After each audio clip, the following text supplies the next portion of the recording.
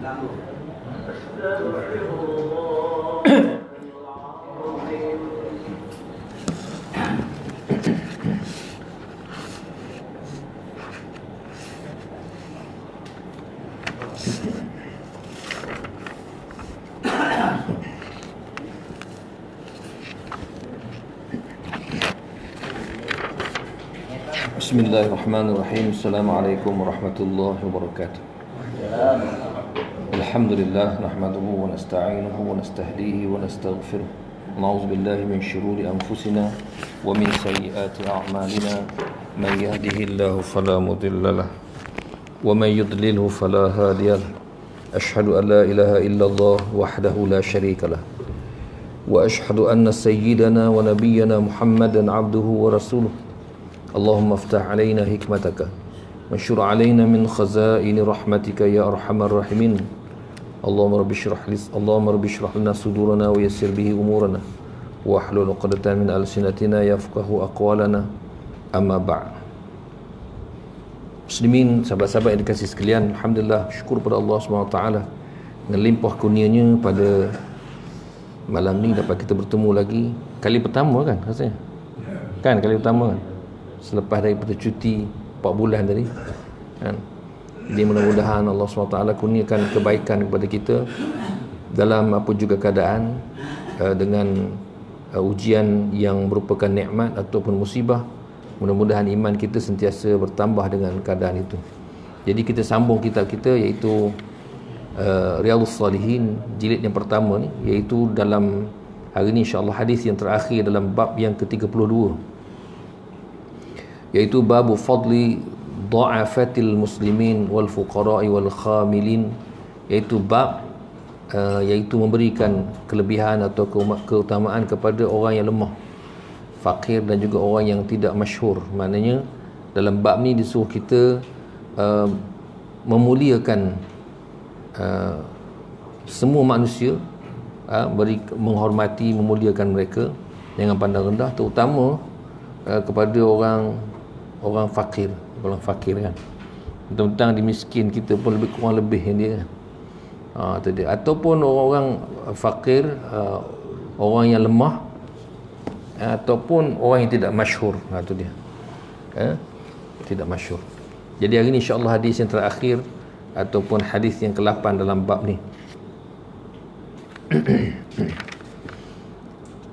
وعن أبي هريرة رضي الله عنه عن النبي صلى الله عليه وسلم قال لم يتكلم من المهد إلا ثلاثة عيسى بن مريم وصاحب جريه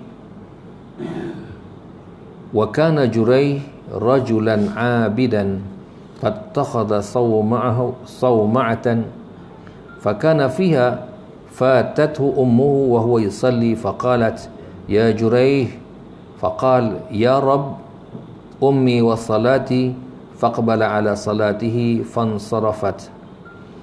فلما كان من الغد أتته وهو يصلي فقالت يا جريه فقال أي ربي أمي وصلاتي فاقبل على صلاته. فلما كان من الغد أتته وهو يصلي فقالت يا جريه فقال أي ربي أمي وصلاتي فاقبل على صلاته. فقالت اللهم لا تمته حتى ينظر إلى وجوه المومسات.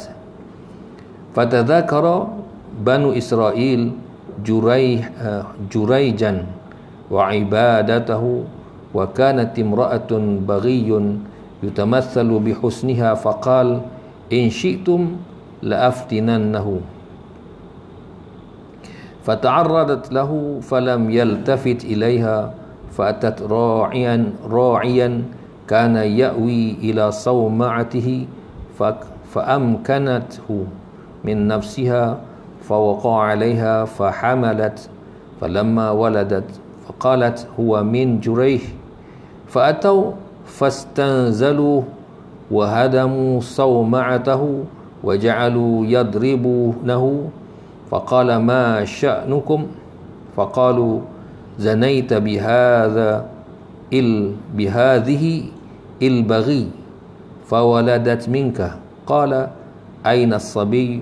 faja'u bihi faqala da'uni hatta usalliya falamma ansarafa ata as-sabi fata'ana fi batnihi wa qala ya ghulam man abuka qala fulanun ar-ra'i faqbalu ala Jurayh yuqallibunahu wa yatamassahu nabihi wa qalu nabni laka sawma'ataka min zahabin qala la a'iduha min tinin kama kana fafa'alu. Berhenti situ sekejap. Ya. Dari Abi Hurairah radhiyallahu anhu, dari Nabi sallallahu alaihi wasallam sabdanya, tidak seorang bayi pun yang dapat berbicara ketika masih dalam belayan kecuali 3 anak. Ini yang dari kalangan Bani Israel. Sedang yang tidak dari kalangan mereka pula ada yang lain-lain seperti tertera dalam hadis nombor 30. 3 anak itu ialah Isa putra Maryam. Itu yang pertama. Yang kedua, sahabat Jurayh. Jadi dia kata dalam hadis ini disebut bahawa ada 3 bayi yang boleh bercakap ketika masih kecil. Bila sebut bayi ni maknanya baby sungguhlah kecil je kan. Kecil, tu dia. Yang kadang-kadang dia sepatutnya tak boleh bercakap lagi, tapi dia boleh bercakap. Ini 3 ini ialah merujuk kepada 3 daripada kalangan Bani Israel. Sebab dia kata banyak sebenarnya. Banyak dalam cerita-cerita yang lain dia menyebut bagaimana ada lagi kanak-kanak yang bercakap ketika kecil. Banyak. Ada yang menyebut 14, ini disebut 30 kan. 30. Tu dia. Yang 30 ni 30 ni maknanya bilangannya banyak lah. Tu dia. Bukan 30. Hadis nombor 30. Dalam satu kisah tu sebut 14. Jadi banyak. Cuma dalam sini tekankan 3 ini adalah daripada kalangan Bani Israel. Baik. Dan disebut, dia kata yang pertama ialah Nabi Isa alaihissalam, atau Isa bin Maryam. Isa anak lelaki kepada Maryam. Tu dia. Baik. Kalau kita tengok satu amalan yang selalu dibuat dalam masyarakat kita, iaitu talqin. Talqin ni benda khilaf lah kan. Tuan-tuan buat ke tak buat tak apa, tak ada masalah kan. Okay, saya bukan nak bincang pasal perbuatan tu, tetapi kadang-kadang ketika menyebut tu, biasanya kalau orang yang mati itu akan dibentikan kepada mak dia. Tu yang masalah. Bukan benti, bin. Kalau dia lelaki, bin. Kalau perempuan, bawa benti kan. Jangan kita benti mak dia pula kan. Mentang mak dia perempuan, kita benti pula, padahal budak tu lelaki. Adapun amalan talqin itu sendiri, itu khilaf. Itu satu hal yang lain. Saya nak sebut perkataan tu sebab itu sini sebut Isa ibnu Maryam. Dia tak sebut Isa binti Maryam. Dia kata Isa ibnu Maryam. Isa anak lelaki kepada Maryam. Tu dia. Situasi dia. Baik. Jadi yang pertama yang bercakap ketika kecil adalah Nabi Isa alaihissalam. Yang kita tahu ialah kerana tuduhan Allah Ta'ala jadikan satu keadaan yang lain dalam kelahiran Nabi Isa alaihissalam, itu lahir tanpa ada bapa kan. Baik itu Isa alaihissalam disebut Isa ruhullah. Isa ruh Allah, sebab Allah Ta'ala, semua kita ni ruh Allah belaka, Allah punya belaka kan. Cuma Nabi Isa ni Allah Ta'ala tiupkan ruh dalam rahim ibu dia kan. Ditiupkan ruh dalam rahim ibunya. Dengan sebab itu lalu Maryam itu hamil. Tu dia. Dan kehamilannya itu jadi isu yang besar. Lalu Allah Ta'ala menghilangkan kemusykilan itu dengan mengizinkan Nabi Isa bercakap ketika kecil. Wa yukallimun nasa fil mahdi, dan dia, yakni Isa, bercakap dengan manusia ketika kecil. Tu dia kan. Itu di antara kelebihan Allah Ta'ala berilah, nak menghilangkan tuduhan yang dikenakan kepada Maryam kan, kepada Maryam. Tu dia. Jadi ini sebenarnya tanda kebesaran Allah SWT. Bagaimana orang tak kahwin pun boleh beranak kan, boleh hamil kan. Yang tak bukan tak kahwin, tidak pernah disentuh lelaki, tiba-tiba hamil kan. Tu dia. Memang dari segi adat kebiasaannya tidak berlaku begitu. Mesti orang tu kena sentuh lelaki baru dia boleh hamil. Kan, tapi ini tidak berlaku. Ada dua manusia sebegitu. Yang lahir tidak ada ayah. Satu Adam AS, yang kedua Nabi Isa AS. Okay. Yang kedua iaitu siapa dia? Iaitu Juraih, sahabat Juraih. Maksudnya yang bercakap ketika kecil tu bukan Juraih, tapi budak tu zaman dia. Maknanya dia merujuk kepada kisah Juraih, kisah yang berlaku kepada Juraih. Tu dia. Siapa dia Juraih ini? Juraih ini iaitu seorang abid. Kata wa kana Juraih rajulan abidan, dia seorang abid. Abid merujuk kepada ahli ibadah. Orang ni kuat sungguh ibadah, kan? Kuat sungguh ibadah. Kita tidak abid dan tidak alim juga. Tu dia. Ada orang dia tidak abid tapi dia alim. Kita alim pun tidak, abid pun tidak. Kita tak tahu apa kan. Tak ada apa. Tapi kalau antara dua ni, alim dengan abid, maka lebih utama alim. Adapun abid ini dia tekun beribadah. Dia orang istiqamah. Orang istiqamah. Mungkin dari segi ilmunya kurang tapi amalannya banyak. Kan? Baik. Orang yang macam ni pun baik juga kan. Yang tak baiknya alim tidak, ibadah tidak. Kan, lebuh semua. Ini kita kata tak kurang baik lah, bukan jahat tapi kurang baik. Kalau baik, sama ada dia abid ataupun dia alim, ataupun lebih bagus kalau dia dua-dua sekali, dia seorang yang alim dan juga seorang abid. Itu dia. Baik, jadi Juraih ini dia dari kalangan Bani Israel, dia seorang yang abid, kuat beribadah. Lalu abid ini disebut bagaimana dia ada surau lah kita kata, atau binaan dia sendiri daripada tanah yang dijadikan tempat dia beribadah. Tu dia. Tak jauh lah daripada rumah dia. Rumah yang mana dia ada seorang ibu, dia ada mak dia. Jadi tuan-tuan boleh faham lah, kalau buat rumah daripada tanah ni, jutawan mana pula kan, mana mesti tentulah orangnya orang miskin. Itulah daripada tanah je buatnya kan. Tu dia. Hakikat pun rumah kita pun daripada tanah juga kan, ambil pasir, simen semua dari tanah Melaka. Tapi yang dia nak menggambarkan bahawa Juraih ni seorang yang miskin, ataupun keluarganya daripada keluarga yang miskin, tapi dia seorang yang kuat beribadah. Jadi sebut bagaimana Juraih ni satu ketika dia sedang semayang. Dia di situ tempat dia semayang sunat. Ibadah tu Juraih kan. Tu dia. Kan. Kita kadang-kadang inilah kalahnya kita ni. Kita ni tak tekun dan tidak kuat beribadah. Nak bangun tahajud pun berat kan. Nak buat duha pun liat. Nak buat witir pun Allahu Akbar. Nak sembahyang jemaah pun liat juga. Nak qabliyah ba'diyah pun liat juga kita ni. Tahulah kita ni kan, melekat dengan dunia itu takut tu. Kan? Yang Allah Taala sebut dalam Quran, kata ma lakum idza qila lakum unfiru fi sabilillahi thaqaltum ila al-ard. Allah sebut, wahai beriman, kenapa bila kamu diajak berjihad, kamu ni macam melekat pada bumi. Itulah kita kan. Ajak mujahadah, semayang sendiri, semayang sunat, ajak mujahadah pergi berjemaah pun, aduh, rasa liat sungguh lah. Tak larat nak pergi kan, nak pergi tak larat. Tapi dia berkawan call, jom pergi sahabat berenam. Jadi terus ya kan, siap 5 minit kata gitu kan.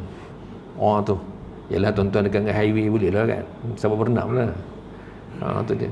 Jadi kita ni memang begitulah, lihat sebenarnya. Baik itu dalam bab ibadah ni, dia kena latihan. Dia tak boleh tiba-tiba nak jadi, tak mau. Dia kena latihan. Baik itu kita tengok dalam hadis Nabi sallallahu alaihi wasallam, hadis yang lain. Antara golongan yang mendapat naungan Arash tu, dia kata wasyabun nasha'a fi ibadati rabbih, dan pemuda yang tekun beribadah kepada Allah SWT. Kenapa disebut orang muda? Sebab sebenarnya kalau kita nak istiqamah dalam ibadah ni, kena dari muda. Habis kamu dah tua ni tak boleh ke Ustaz? Boleh, tapi nak cerita sepatutnya dari muda, baru dia konsisten terus kan. Tu dia. Tapi kalau kita tiba dah tua baru nak sedar, tak apa, buatlah. Tapi lah hadis itu disebut orang muda kan, orang muda. Tu dia. Jadi kita ni kena faham, untuk tekun beribadah, nak jadi abid kena latih. Kalau nak puasa Isnin Khamis kena latih, kena berlatih, sentiasa kena berlatih. Kita ingat siapa yang lari kuat tu, siapa kenama tu, Afrika tu, siapa? Usain Bolt. Usain Bolt. Ingat dia tiba-tiba dia bangun tidur terus berlari berjohan ke? Tak mahu dia. Kan? Tak mahu dia. Dia berlatih tu kan. Berlatih. Bila tiba lari dia menang. Kan? Usain Bolt. Tu dia. Gitulah kita. Kita ingat orang yang tekun beribadah tu tiba-tiba je terus rajin ni. Tak, dia perlahan dulu. Dia menghadapi juga cabaran-cabaran, liatnya, malasnya, culahnya, lama-lama baru dia lekat. Jadi kita kena buat macam itulah. Paksa diri kita supaya kita tekun beribadah kepada Allah SWT. Siapa lagi nak paksa diri kita? Kita lah paksa diri sendiri, kan? Nak lawan ni namanya mujahadatun nafs. Kita bermujahadah terhadap jiwa kita sendiri. Sifat malas, kan, rasa liat, tu semua ada belaka tu. Semua ada belaka, kan? Tu dia. Bila kita lawan, insya-Allah lama-lama dia jadi ringan. Bila dia jadi ringan tu, kan, tak ada masalah. Tu dia. Balik di sini.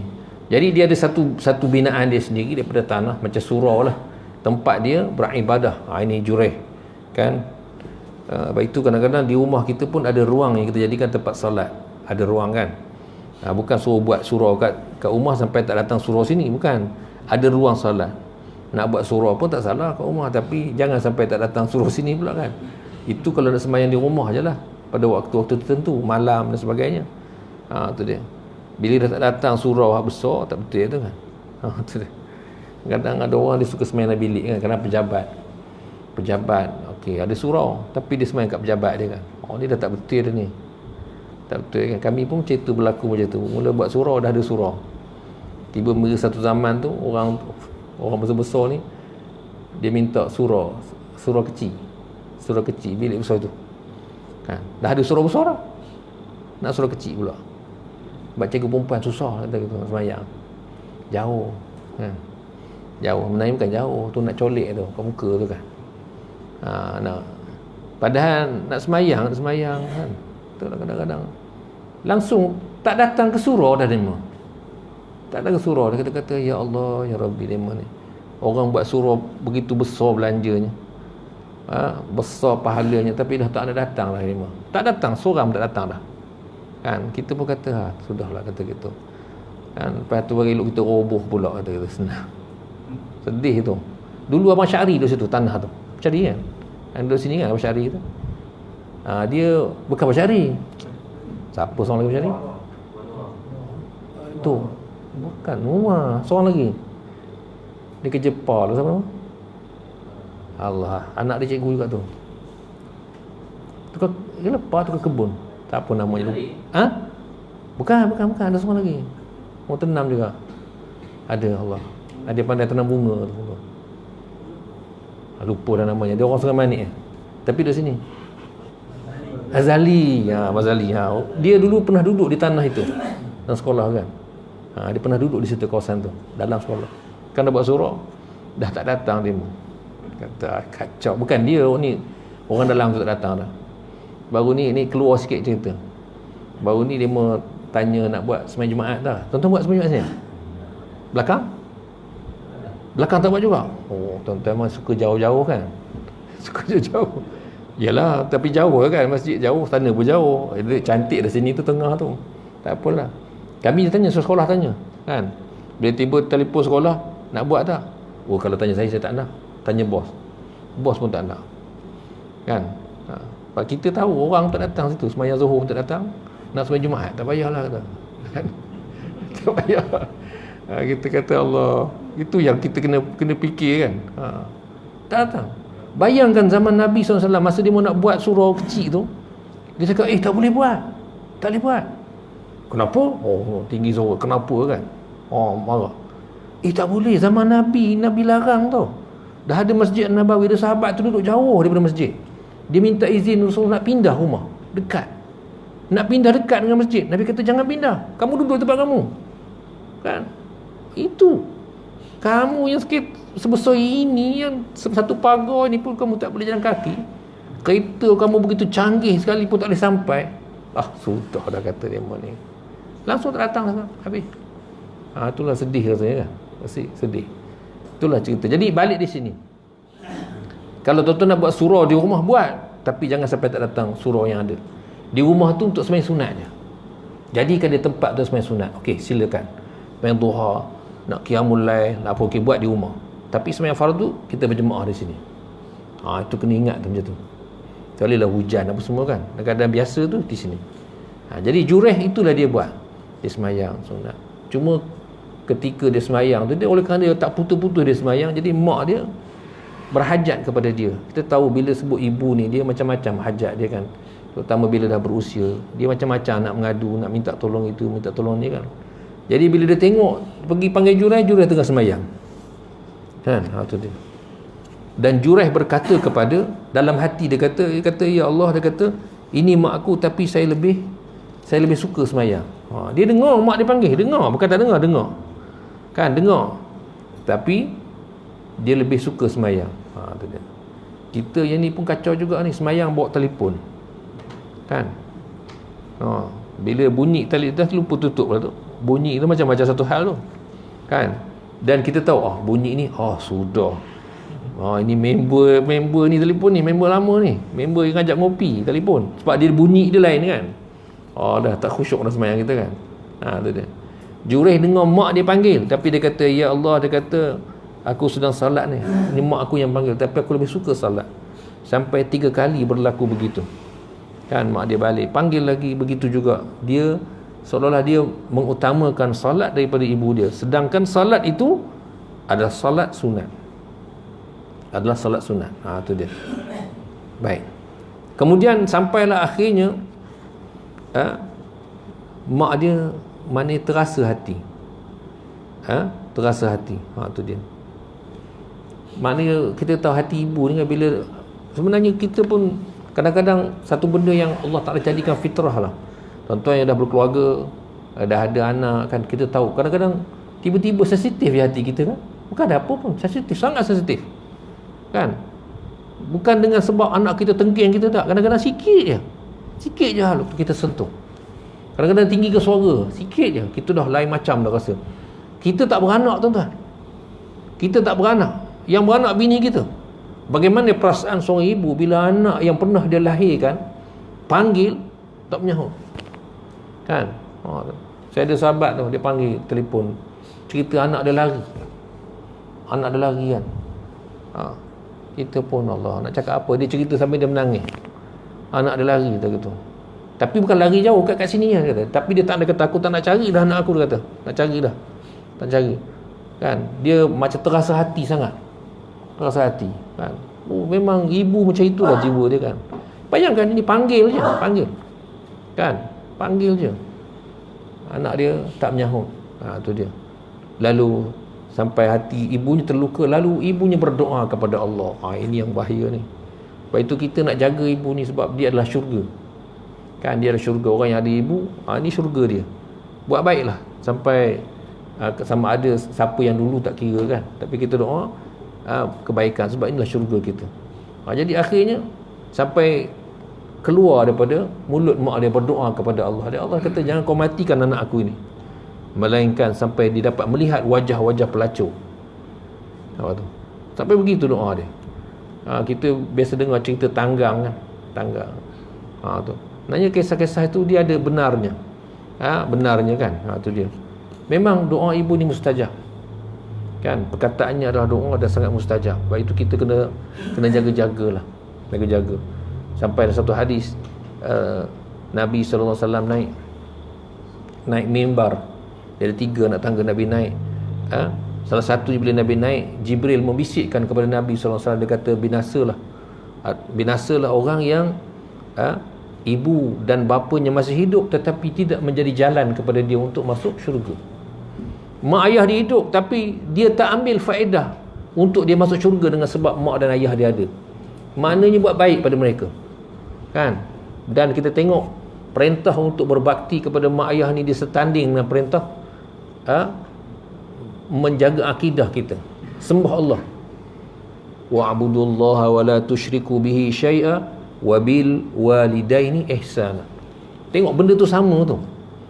dari segi ayat tu disusun setara. Walaupun mak kita bukan Tuhan, tapi tengok perintah Allah tu berat.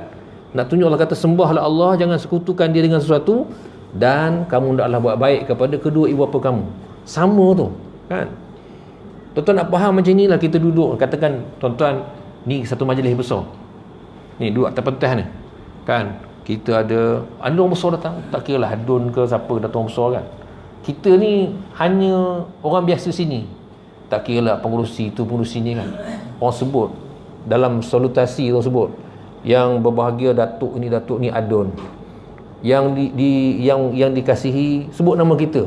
Oi, rasa kembang dah kata tu. Sebab selepas sebut nama Adun, nama kita. Kan? Kita cuma pengurusi itu, pengurusi ini je. Tapi rasa lain besar sikit. Bayangkan, ini Al-Quran. Bila Allah Ta'ala sebut, sembahlah Allah, jangan sekutukannya dengan sesuatu. Dan Allah kata, kamu hendaklah buat baik kepada mak ayah kamu. Kan? Mana dari segi itu beratnya kita sembah Allah dan jaga tidak syirik. Begitulah juga beratnya tanggungjawab kita berlaku baik kepada kedua ibu bapa. Tu dia. Itu cara kita tengok ayat Quran, kan? Jadi inilah yang berlaku sehingga mak dia doa kerana tersentuh hati dia. Dah panggil-panggil tak banyak, tersentuh hati. Lepas tu kena segeralah, kan? Kalau mak panggil ni, tak ada dah, rasanya tak ada lah benda lain dah yang besar dia. Ialah selain daripada ketaatan kepada Allah tu kan, yang fardu. Bahkan berlaku zaman Nabi SAW ada sahabat dia nak pergi perang, kan? Tapi ingat, kes-kes khas kadang-kadang bila bertemu atau dia ajukan kepada Nabi SAW, Nabi faham orang itu apa berlaku pada diri dia. Dia datang minta, Rasulullah aku nak turut pergi jihad. Nabi tanya, kamu ada mak, ada orang tua tak? Ada. Kamu berbaik kepada mereka, pergi jaga mereka. Tu dia. Mungkin kes tu merujuk kepada orang itu yang tahu. Nanti pakat besok semua tak nak pergi. Kenapa? Saya ada orang tua. Semua buat alasan macam tu kan. Orang tu mungkin Nabi kenal, Nabi tahu masalah dia. Tu dia. Jadi nak tunjuk utamanya sehingga boleh meninggalkan jihad, jaga mak dan ayah. Dia. Sampai inilah yang keluar daripada mulut ibu Juraih. Ya Allah, jangan kau matikan anakku ni Juraih. Sebelum dia mati, kau bagi dia tengok macam mana rupa wanita yang jahat. Tengok rupa, tengok ayatnya umum, kan? Tapi inilah kisah dia. Nak disebut tentang tadi bagaimana perlunya memuliakan orang yang lemah dalam Islam, orang fakir dan juga orang yang tidak masyhur, kan? Tu dia, kita kena muliakan. Lebih-lebih lagi orang itu adalah ibu kita, kan? Ibu kita. Kadang-kadang susah kita nak fahamkan budak-budak ni. Nak faham, kamu ni, kamu silap, dia kata, kan? Kamu silap. Bagaimana kamu berhadapan dengan mak dan ayah kamu? Mak dan ayah kamu lah kenal kamu dulu. Dia sangat kenal dengan kamu. Dia lebih kenal daripada orang lain. Tapi kamu mengadu kat orang lain, kan? Dia percaya kat kawan dia, dia percaya kat boyfriend ke girlfriend ke. Cerita habis, mengadu situ kan. Dia tak tahu mak dia tahu, ayah dia tahu, kan? Kita kenal anak kita, kan? Tu dia. Kadang-kadang budak-budak merokok, mak ayah bukan tak tahu, kan? Tapi kita tak gamak nak tanya, kan? Tanya kan, kalau ya kita pula sedih, kan? Satu lagi, kalau dia bohong kita sedih juga. Sedih belaka, kan? Ya tak je tak tanyalah, kan?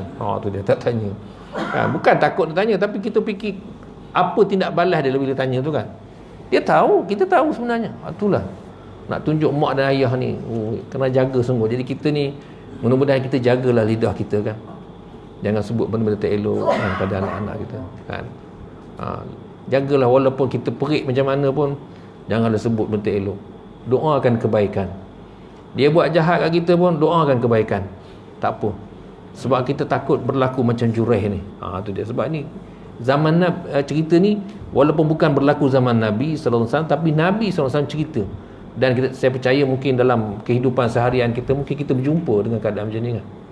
Jumpa kisah-kisah di kampung kita, di mana-mana ada cerita-cerita yang macam ini. Ini bukan cerita angan-angan, cerita betul. Kalau tak ada cerita, tuan-tuan tengoklah cerita tanggang tu cukup lah. Itulah dia, kan? Itu dia. Baik. Lalu dah habis cerita tu, sambungan dia cerita tentang Juraih pula. Adapun Juraih ni, dia menjadi sebutan di kalangan Bani Israel. Orang kenal dia, tahu dia ni orang yang tekun beribadah. Tu dia. Memang orang tahu, kenal dia. Bila sebut Jurayh je memang menjadi sebutan, hebat, kuat beribadah, tu gitu ini. Dan di tempat yang mereka tinggal tu adalah seorang wanita yang tak elok, wanita jahat, dan cantik juga wanita tu.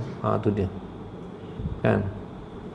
Bila orang sebut selalu nama Jurayh ni, lalu sampai kepada wanita ni sendiri dia offer diri dia, offer, kalau kamu nak aku boleh try ngorat dia, kata gitu, aku boleh try fitnah dia. Tu dia, wanita tu sendiri kan. Kita tengok bagaimana kerja Allah Ta'ala kan. Mak Jurayh doa, tapi Allah Ta'ala gerakkan hati-hati orang ni kan. Orang cerita, bukan cerita tak elok, cerita baik tentang Jurayh, tapi cerita baik tu akhir sampai kepada orang yang tidak baik. Orang yang tak baik, seolah-olah inilah kesempatan dia, kata kalau kamu nak aku boleh, kalau nak mengorat dia anytime je, kata wanita ni. Tu dia, tengok bagaimana Allah gerakkan hati tu kan. Kita sebenarnya kerja tak nampak. Selama ni pun begitulah dalam hidup kita. Kita berdoa kepada Allah, minta, lalu kita dapat kan. Padahal kita dapat tu sebenarnya Allah aturkan rezeki kita, Allah aturkan kan, Allah aturkan, dan Allah gerakkan orang-orang tertentu, sebab-sebabnya apa semuanya, dan akhirnya kita dapat apa yang kita nak. Baik itu kembalikan kesyukuran kita kepada Allah Subhanahu Taala, kembalikan kesyukuran kepada Allah Taala. Itu dia. Macam yang baru berlaku di Turki ni kan, pembebasan bangun Hagia Sophia. Tu dia kan. Asalnya gereja, mula-mula asalnya gereja. Kemudian bila Islam dah menawan, Islam beli bangunan tu, tu kena faham tu. Beli dan dijadikan masjid selama beratus tahun. Cuma 83 tahun yang kebelakangan inilah, bermula daripada zaman Mustafa Kamal Atatürk, dijadikan sebagai muzium kan. Tu dia. Dan hari ni Islam ambil balik. Tu dia. Pun dengan cara yang baik, bukannya pergi runtuh apa, tak ada, cara yang baik kan, melalui undang-undang sekarang kan. Tu dia dapat. Tapi macam-macam lah orang kafir kan. Yang bestnya lagi dipanah lagi oleh Erdogan. Dia kata dia berazam pula lepas ni nak apa, nak tawan Baitul Maqdis. Lagi panas punggung kawan tu kan. Tu dia. Memang saya rasa tak mustahil kan. Tu dia, benda tak mustahil. Kita takut ni macam nak kiamat sangat dah ni rasanya kan. Orang duk bawa kapal mari keliling kita dah, macam-macam semua ni kan. Tu dia. Baik, jadi kerja Allah Ta'ala tu kita tak nampak sebenarnya. Baik tu kita banyak bergantung dengan dia. Jangan bila berjaya satu benda kita kata kerja aku yang buat kan. Sebenarnya benda-benda tu diatur oleh Allah Ta'ala. Allah Ta'ala yang gerakkan hati, Allah jadikan sebab, dan akhirnya tercapai maksud kan. Tu dia. Inilah yang menyebabkan manusia kalau tak mengaji, tidak hampir kepada Allah, dia lupa kepada Allah. Allah beri dia lupa, dia tak nampak. Dia nampak dia kerja keras kan, dia kerja keras, dia yang itu, dia yang ini, tapi dia tak nampak kepada Ar-Razzaq yang sebenar-benarnya, iaitu Allah Subhanahu Wa Ta'ala. Itu yang kita kena jaga tu. Kita kena jaga. Tu dia. Baik. Jadi akhirnya bila wanita tadi menawarkan diri, maka dia pun lakukanlah apa yang dihasratkan itu, iaitu dia pergi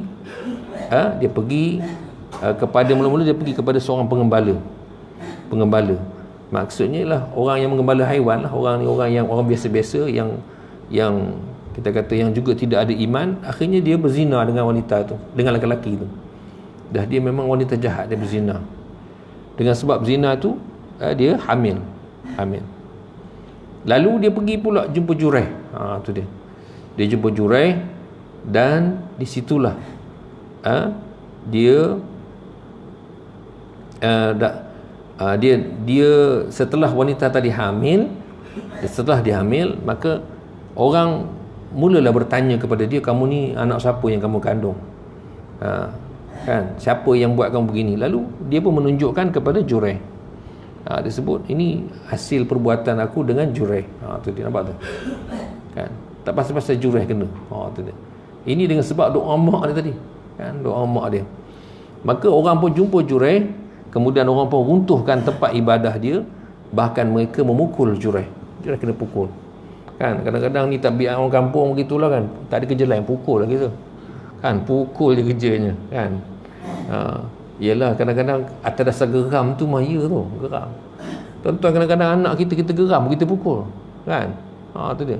Kita dia belah haiwan, geram kat haiwan, pukul dia tu. Semua pukul belaka kan. Padahal bukan ajaran Islam pukul ni. Kan. Tak betul langsung. Tapi kadang-kadang oleh kerana kita ni, ialah kita tidak sabar lah kan. Tak sabar. Bukan kata tuan-tuannya, saya pun kadang-kadang tak hilang kesabaran, marah, pukul tu. Kita marah sangat kan. Tu dia. Jadi kita kena betulkan balik lah sikap ni. Islam tak ajar kita memukul. Jadi akhirnya orang ni pukul, orang kampung habis pukul Jurai. Sehinggalah akhirnya Jurai pun bila dia tanya, kata pasal apa kau pukul aku, lalu mereka kata kamu dah berzina dengan seorang wanita, dan wanita tadi sampai dia melahirkan anak, dah beranak dah, bukan hamil lagi, dah beranak dah. Dah beranak budak tu.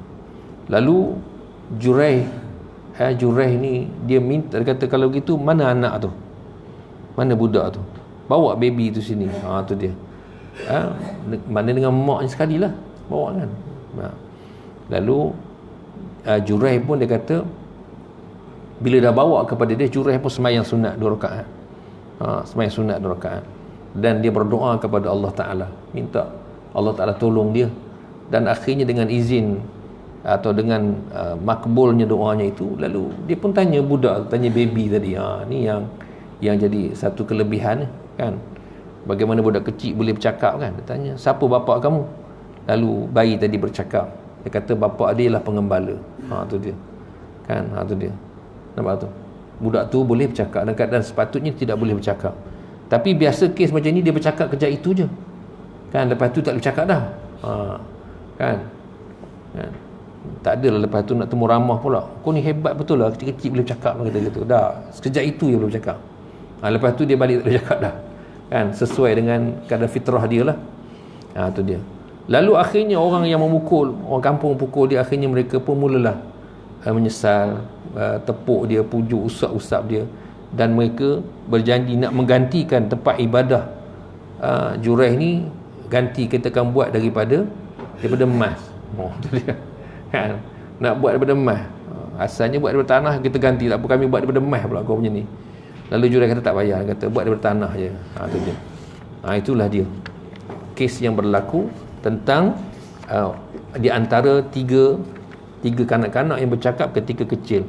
Jadi di sini kita tengok apa sebenarnya poin pentingnya nak sebut tentang kita perlu memuliakan atau kelebihan orang Islam yang lemah, orang miskin, orang yang tidak masyhur ni. Nak cerita tentang satu kelebihan doa ibu, yang kedua kelebihan Jurai itu sendiri. Kelebihan Jurai itu sendiri dalam bab dia berdoa kepada Allah Subhanahu Wa Taala. Dalam sudut yang lain pula, yang kita boleh jadi iktibar dalam kisah ini ialah kesilapan Jurai ni. Apa silapnya? Iaitu dia tidak menyahut doa seruan mak dia. Itu satu kesilapan lah. Tu dia. Anak kita dia tak nyahut, bukan dia tengah semayang, dia tengah tengok cerita Korea kan, kita panggil dia tak nyahut. Mana nak dengar, telinga sumbat dengar lagu kan, sumbat telinga dua-dua. Tu anak kita kan. Kalau tengah semayang kita kata tak apa, sejuk juga, kita kata tak apalah, dia tengah semayang, dia tak menyahut kan. Ni dah tengah tengok Korea, tengah dengar lagu, sumbat telinga dua-dua, kita jenuh panggil tak dengar dia kan. Itulah zaman kita ni dah jauh sangat dah mana banyak habis rosak belaka dah, huru-hara dah keadaannya kan. Baik, kita sambung lagi. Itu dia kisah yang ketiga. Kisah pertama dia tak cerita, iaitu Nabi Isa AS. Kisah tu maklum sebut Quran. Kisah yang kedua Jurai kisah dia tak ada dalam Quran dan sebut dalam hadis. Ini kisah yang ketiga, iaitu bayi atau kanak-kanak yang bercakap ketika kecil. Wa baina sabiyyun yarda'u min ummihi famarra rajulun rakibun ala dabbatin farihatin wa syaratin hasanatin faqalat ummuhu Allahumma ja'al ibni mithla hadha fataraka thadya wa aqbala ilaihi faqala Allahumma la taj'alni mithlahu thumma aqbala ala sadyihi faja'ala yartadi' faka'anni anzuru ila Rasulillah sallallahu alaihi wasallam wa huwa yahki irtada'ahu bi asbu'ihi as-sabbabati fi fihi faja'ala yamussuha thumma qala wa murru bi jariyatin wa huwa yadribunaha wa yaqulu zanaiti sarakati wa hiya taqulu hasbiyallahu wa ni'mal wakil. Faqalat ummu Allahumma la taj'al ibni mithlaha fataraka ar-rada'ata wa nazara ilaiha faqala Allahumma ij'alni mithlaha. Fahunalika taraja'a al-hadith faqalat marra rajulun hasanul hay'ah fakultu Allahumma ij'alni ibni mithlahu fakultu Allahumma la taj'alni mithlahu wa marru bihadhihi al-amati wa hum yadribunaha wa yaqul zanaiti sarakati fakultu Allahumma la taj'al ibni mithlaha fakulta Allahumma ij'alni mithlaha qala inna dhalika ar-rajula kana jabbaran fakultu Allahumma la taj'alni mithlahu wa inna hadhihi yaqulun zanaiti wa lam tazni wa sarakti wa lam tasrik fakultu Allahumma ij'alni mithlaha. Muttafaqun alaih. Cerita yang ketiga ni, cerita budak kecil bercakap ni. Dia kata yang ketiga, dia kata dari anak yang dapat berbicara ialah pada satu hari ketika ada seorang anak bayi sedang menyusu pada ibunya. Bila menyusu ni umur berapa tahun? Kurang daripada 2 tahun. Kan? Kurang daripada 2 tahun. Kurang daripada 2 tahun, tapi yang ni mungkin kecil lah kan. Sangat kecil. Maknanya biasa budak kalau setahun dah boleh cakap sikit kan. Setahun dah boleh, 6 bulan ke boleh cakap? Setahun kan dah boleh cakap kan. Lupa dah ni. Lupa dah kan anak bercakap. Yelah, dia dah setahun lah kan. Dia berjalan dengan dia bercakap tu kurang lebih setahun lah. Setahun. Lambat cepat begitulah. Jadi budak ni kecil lagi pada tu kan. Dia kata di satu hari dia sedang menyusu pada ibunya. Kemudian berlalu seorang lelaki mengendarai seekor binatang, kenderaan yang indah dan serba bagus keadaan serta pakaiannya. Ibunya lalu berkata, "Ya Allah, jadikanlah anakku ini seperti orang itu." Anak itu lalu melepaskan teteknya dan menghadap untuk melihat orang lelaki tersebut. Kemudian berkata, "Ya Allah, janganlah saya engkau jadikan seperti orang itu." Selanjutnya anak itu kembali menghadapi titiknya dan mulai menyusu lagi. Dia tengah nyusu tu. Lalu orang dengan tunggangan yang hebat. Zaman kita ni kereta lah. Lalu orang kereta hebat, turun pula dengan baju yang hebat kan, pakaian hebat. Mak dia pun doa kepada Allah Ta'ala, "Ya Allah, jadikanlah anak aku ni macam orang ini." Tengok ibu, Masya Allah kan, dia hendak anak dia macam itulah, baik, senang. Itulah harapan ibu kan. Tu dia. Tapi kadang-kadang budak-budak ni tak nampak kan. Dia tak tahu doa mak ayah dia. Sebab itu memang jahil sangatlah kalau orang yang derhaka, melawan kan, tak hormat mak ayah. Jahil sangatlah dia. Tu dia. Bodoh lah, kita senang sebut bodoh lah tu. Kamu ada mak, kamu buat kau hajar biadab dengan mak kamu. Kamu tak tahu apa doa mak kamu pada kamu kan. Tu dia. Jadi yang ini mak dia doa, minta, "Ya Allah, jadikanlah anak aku ni menjadi macam ni." Mana anak ni kalau boleh jadikanlah anak aku ni kaya, ada kenderaan yang hebat, pakaian pun hebat. Jadi bayi tadi lepas susu, tengok. Kita boleh tengok pula tu. Tengok kemudian bayi tu bercakap. Dia doa kepada Ta'ala. Dia kata, "Ya Allah, jangan jadikan aku macam orang ni." Boleh dijawab pula. Lepas tu sambung menyusu pula. Boleh sambung menyusu. Saya, yang meriwayatkan hadis ini, seolah-olah melihat kepada Rasulullah sallallahu alaihi wasallam di waktu beliau menirukan cara anak itu menyusu, iaitu dengan menunjukkan jari telunjuk beliau dan beliau mengisapnya. Tu dia Jadi maknanya perawi hadis ini siapa dia? Iaitu Abi Hurairah radhiyallahu anhu. Dia kata masa Nabi sebut bayi itu menyusu, Nabi tunjuk jari ni masuk dalam mulut. Ni macam ni. Menyusu. Nabi buat isyarat macam tu. Dia kata dia nampak. Tengok Nabi tunjuk. Tu dia. Nabi tunjuk dengan jari telunjuk ni, hisap dia kan. Kadang-kadang begitulah keadaannya bila nak bercerita tu kan, bila ada dengan panduan tunjuk tu orang jelas faham. Mungkin orang yang jauh dengar dia nampak, itu kan. Apa maksudnya begitu? Atau dia mungkin boleh memberikan tumpuan kepada orang kan. Tu dia. Lepas itu kalau orang ceramah tengok tangan, tengok tangan, dia tak ada rega gitu kan. Konon-konon nak tarik perhatian orang. Ini kan tengah parlimen kan. Letak meja tu kan. Nak perhatian kan. Tu dia. Padahal bukan ada apa pun cakap, tak reti apa bukan. Tengok dengar dia cakap, Allah, benda cakapnya itu dia cakap kan. Tu dia. Jadi Nabi tunjuk dengan jari baginda sallallahu alaihi wasallam. Selanjutnya beliau sallallahu alaihi wasallam melanjutkan sabdanya, seterusnya mereka melalui seorang hamba sahaya wanita yang orang-orang sama memukulinya dan mereka mengucapkan, engkau berzina dan engkau mencuri. Sedang wanita itu berkata, cukuplah Allah sebagai penolongku dan dia adalah sebaik-baik zat yang memberikan perlindungan. Ibu anak tadi lalu berkata, ya Allah, janganlah engkau menjadikan anakku ini seperti wanita ini.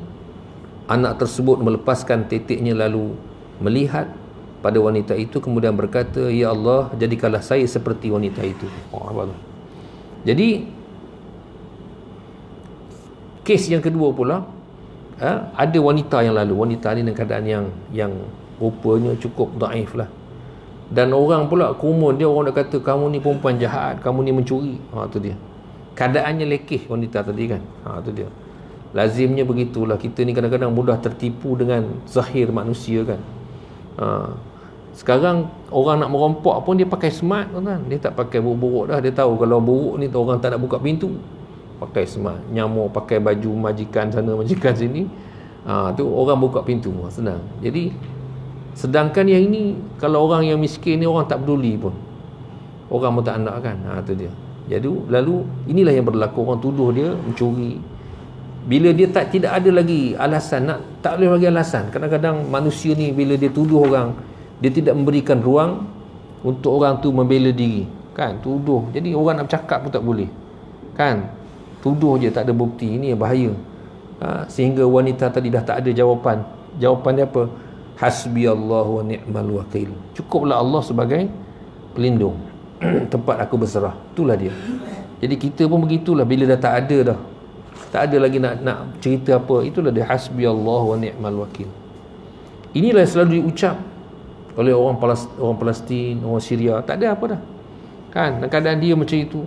Itulah ucapan dia kan. Tengok baru lagi musim-musim penyakit lagi tu, dia melalu orang Palestin, dia lalu dekat rumah lama dia. Rumah lama dia, yang rumah itu telah dirampas oleh orang Israel kan. Orang Israel rampas, kemudian dia jual sama-sama dia. Dia lalu, dia tengok, inilah rumah aku, dia kata kan. Tengok kemudian orang Palestin tu keluar, orang Israel tu keluar, turun. Rumah cantik, turun. Dia turun kat pagar dia, tangga turun. Kamu nak apa dia? Dia kata, tak ada, ni rumah aku dulu, kata kan? Rumah aku dulu. Tu dia kan. Maknanya sedih tak sedihnya kan. Dan nak cakap apa lagi, dah tak ada apa dah. Sebab mereka dijajah oleh Israel kan. Jajah, nak rampas, nak ambil ikut suku dia je kan. Tu dia. Tu dia, ikut suku dia. Bayang, tengok je lah kan, nak buat apa ni. Jadi itulah ucapan-ucapan bagi orang di sana, termasuk di Syria. Hasbiyallahu wa ni'mal wakil. Cukuplah Allah sebagai pelindung dan tempat berserah. Cukuplah Allah kan. Rumah dia kena bom, kemudian dia dah duduk di kemah pun kena serang. Kemah tu buat tengah-tengah kawasan laluan air banjir. Bila banjir kat kemah tu lah lalunya air, habis kan, hanyut dengan banjir, mati. Dah lah, tak ada tempat dah nak mengadu kat mana lagi dah, tak ada arah dah. Jadi ucapannya ialah hasbiyallahu wa ni'mal wakil. Cukuplah Allah sebagai pelindung. Tu dia. Lalu mak tadi bila tengok wanita tadi, lalu ibu yang anaknya sedang menyusu tadi, dia doa kepada Allah. Tengok mak ni, bagusnya mak ni, dia kerja dia doa kan. Dia nampak benda yang baik, dia doa untuk anak dia jadi baik. Dia nampak benda yang pada dia tak elok, dia doa, minta Allah Ta'ala pelihara anak dia. Itu bagusnya ibu ni kan. Tu dia. Dia kata, ya Allah, jangan kau jadikan anak aku ni seperti orang ni. Tu dia. Dia doakan untuk anak dia. Anak tadi tengah menyusu, berhenti menyusu, tengok wanita tu, dan anak tadi berdoa kepada Allah. Dia bercakap, dan dia tidak wajar untuk bercakap lagi pada ketika itu. Dia kata, ya Allah, jadikan aku ni seperti wanita ini. Tu dia. kan, seperti wanita ini. Itu dia. Baik, sampai di sini kedua orang ibu dan anak tadi mengulangkan percakapannya. Ibunya berkata, ada seorang lelaki yang indah sekali keadaannya. Lalu saya berkata, ya Allah, jadikanlah anakku ini seperti orang itu.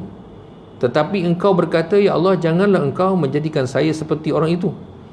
Orang-orang sama melalui seorang hamba saya wanita, dan mereka memukulinya, juga berkata engkau berzina dan engkau mencuri. Saya lalu berkata, ya Allah, janganlah engkau menjadikan anakku seperti wanita itu. Tetapi engkau berkata, ya Allah, jadikanlah saya seperti wanita itu. Apakah sebabnya demikian? Tu dia bercakap dengan anak dia pula, kan, tanya, kau ni pasal apa ni?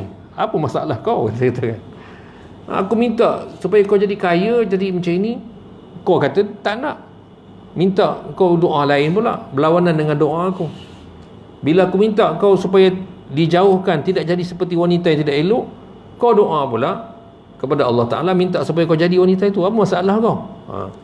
Kan. Lalu dia kata, dia kata, anak bayi itu menjawab. Ini budak tu cakap.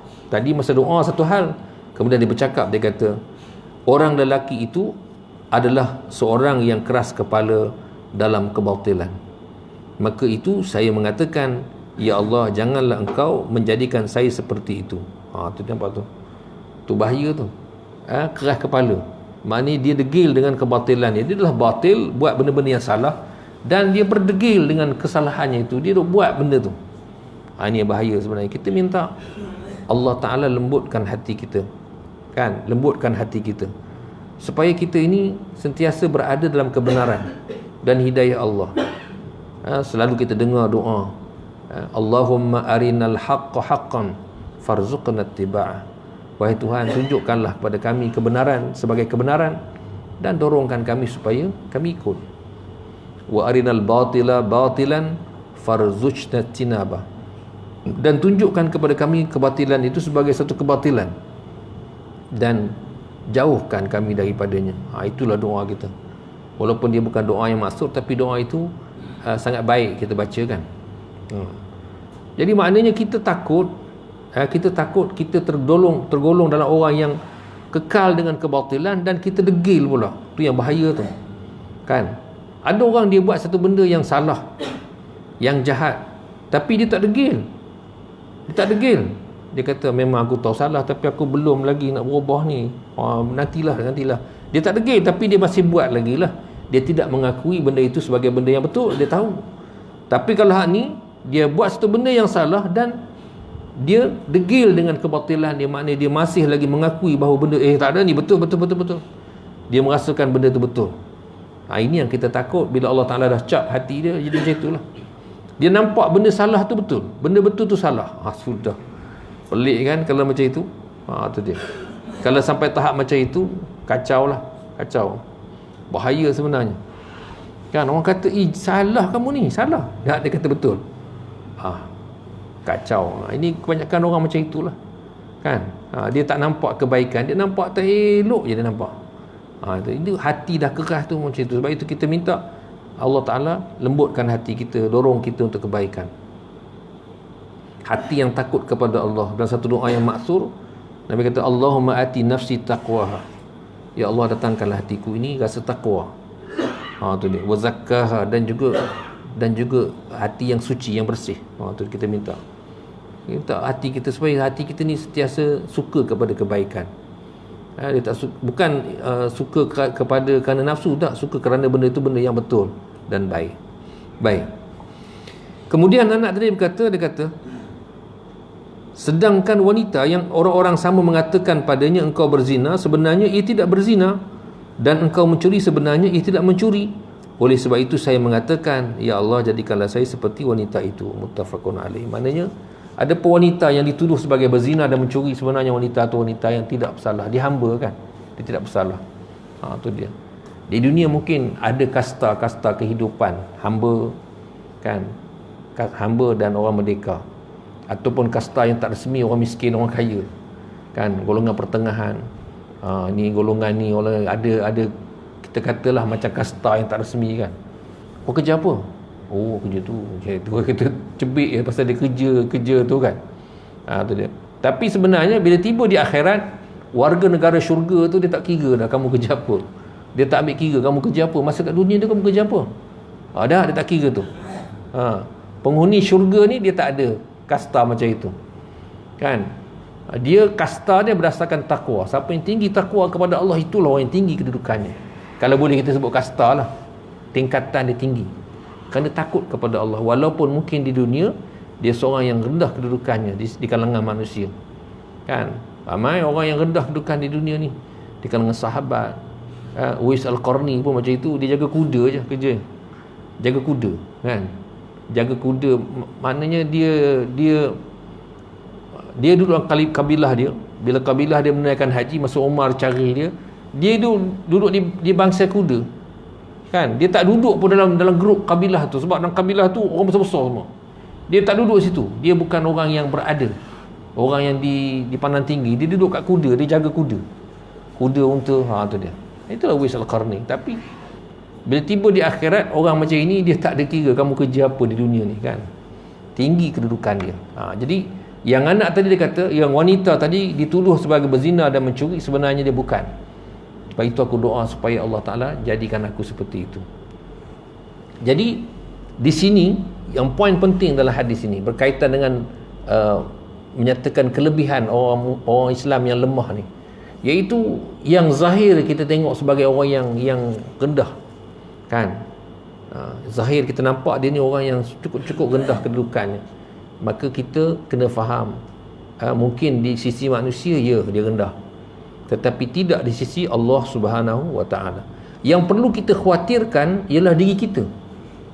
Kadang-kadang kita rasa kita bagus daripada orang.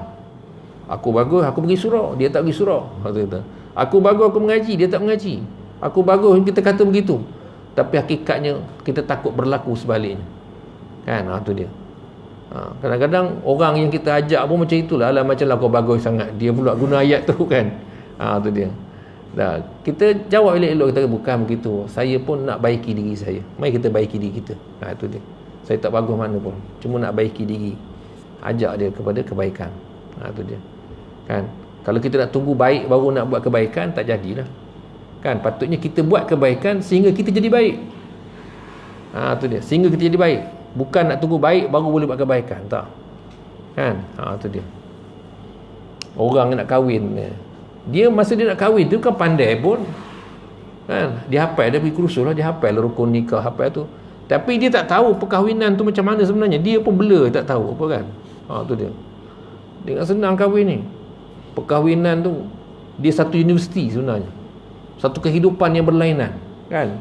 Yang ilmu buku satu hal, tapi ilmu realiti yang berlaku tu lain. Tu dia. Lain sebenarnya. Kan? Jadi maknanya dia tak tahu sebenarnya. Tapi dia lama-lama sambil dia tu dia belajar. Sambil dia berkahwin dia belajar. Begitulah kita pun bukannya alim sangat, tapi sambil kita melakukan kebaikan, kita mengajak orang kebaikan, kita pun belajar sama. Dan akhirnya mudah-mudahan Allah Ta'ala berikan kita ilmu dan kebaikan itu. Itu dia. Jadi di sini jangan pandang rendah kepada orang yang mungkin rendah kedudukan dalam masyarakat, ataupun kadang-kadang orang yang pakaiannya begitu tidak, kita kata comot dan sebagainya lah. Itu dia zahirnya.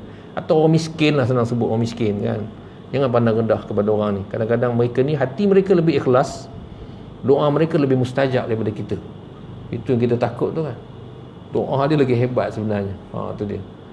Jadi Islam tidak membezakan antara kaya dan miskin. Tak ada beza sebenarnya. Hatta Nabi kita Nabi Muhammad sallallahu alaihi wasallam, dia termasuk dalam kalangan orang miskin sebenarnya. Kan? Baik itu Nabi ketika dia wafat ada beberapa harta sahaja. Termasuklah seekor keldai. Tu ya, ada beberapa benda je yang ditinggalkan oleh Nabi sallallahu alaihi wasallam. Jadi Nabi kita seorang miskin. Kan? Jadi kita jangan pula memandang rendah kepada orang yang miskin. Kan? Bahkan kita tengok Al-Quran, Allah sebut tentang orang yang dimasukkan dalam neraka Saqar. Antara sebab dia tak semayang. Kemudian antara sebabnya walam naku nut'imul miskin. Kami ni tak beri makan kepada orang miskin. Nampak tu. Dengan sebab itu dia juga menjadi penghuni neraka Saqar. Tu dia.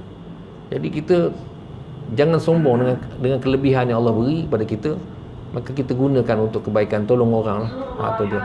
Kan? Dan jangan bersangka bersangka buruk kepada orang yang lemah dan juga miskin. Wallahu alam. Kita berhenti sampai sini.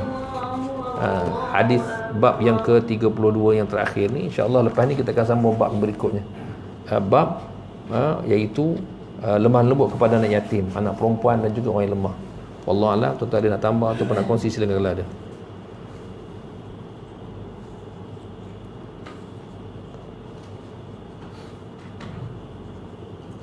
Ya. Kalau yang 40 tu yang dua tu kan, kalau dari segi hukum dia macam mana? Solat sunat ke solat pagi yang kalau ibu pagi? Iyalah, kalau solat fardu tu kita teruskan. Adapun solat sunat tu berhenti semayang. Berhenti semayang yang panggilan ibu lebih utama sebenarnya. Itulah dia pandangan ulama tentang afdal berhenti. Yang panggil tu mak. Itu anak dengan ibu. Kalau suami dengan isteri, suami dan isteri pun isteri tahulah, isteri panggil suami panggil, isteri tersemayang kan, semayang sunat kan. Dia, kita kata begini, kadang-kadang kita kata bila Allah Ta'ala kurniakan ilmu, misalnya oleh hadis ini, dia menyebabkan kita matang sebenarnya. Kita matang kan. Kita tak boleh direct kata gitu. Jadi kalau gitu, kalau isteri tengah semayang sunat, kita panggil, dia kena berhenti semayang dan dia kena menyahut kita. Sama juga misalnya hadis yang menyebut tentang isteri yang dia nak puasa sunat kan. Dia nak puasa sunat, dia kena minta izin dengan suami dia, beritahu. Memang betul.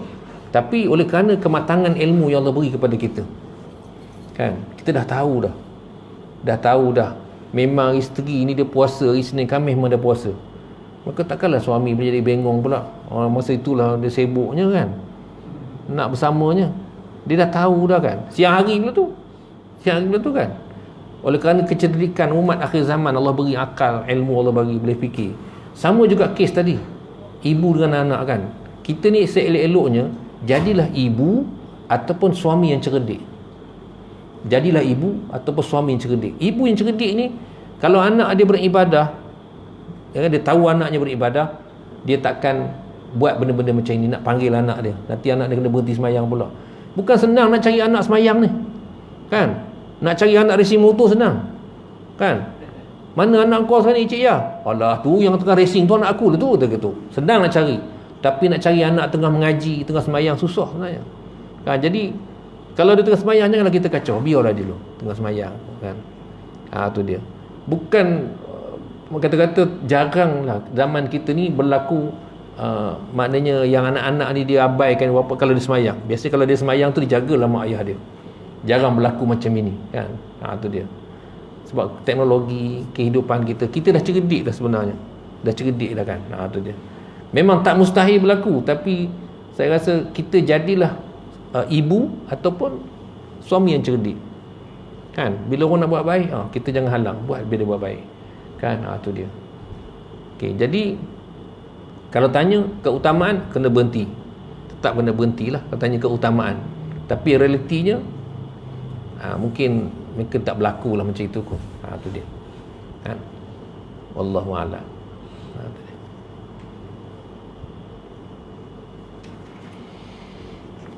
Tak ada jadi kalau tak ada, cukup sekali itu malam ni. Mudah-mudahan Allah SWT mengundiakan kita kebaikan lah.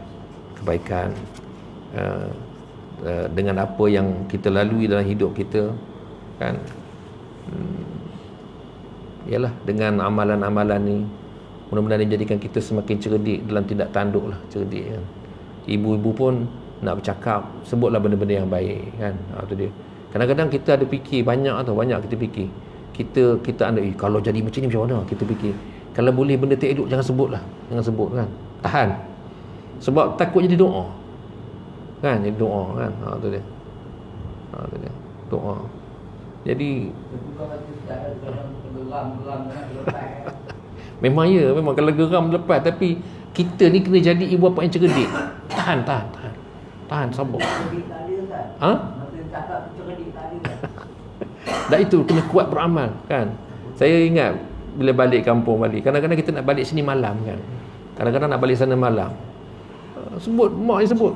Kau malam ni baik. Mak, jangan sebut macam tu. Sebut benda yang baik. Doakan saya selamat balik. Dah. Kan? Jangan sebut. Kita kata gitu. Dia pun tak sebut. Kita takut dia sebut. Dia saja je sebut kan. Tapi yang saja itulah yang Allah Ta'ala berkenan kan. Tahan. Itulah depan kita. Kalau belakang kita, Wallahualam. Kan?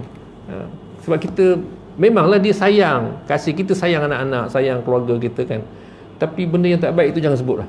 Simpan lah. Biar dia duduk hati kita dah. Kata gitu kan. Dan kita minta Allah Ta'ala pelihara. Kurniakan kebaikan. Yalah, anak-anak, isteri, semua sekali memang macam-macam lah. Hidup ni memang macam itulah. Dia macam-macam pengalaman kita kan. Sabar, kita tetap doakan kebaikan. Itu saja. Kan? Mudah-mudahan Allah selamatkan kita lah. Dan Allah beri kebaikan kepada kita. Kadang-kadang budak-budak ni dia tak cerdik. Kita hidup ni dia tak nampak gunanya kita. Tak nampak kebaikan. Bila dah mati baru nampak, ya Allah, baru nampak bapak aku ni baik. Nampak mak aku ni baik. Tu. Sementara hidup dia tak nampak. Itulah realiti kadang-kadang. Kan, dia tak nampak. Jadi kita tak apalah, kita tetap doakan kebaikan untuk mereka walaupun mereka mungkin melakukan benda-benda yang tak baik, yang melukakan hati kita kan. Itu dia.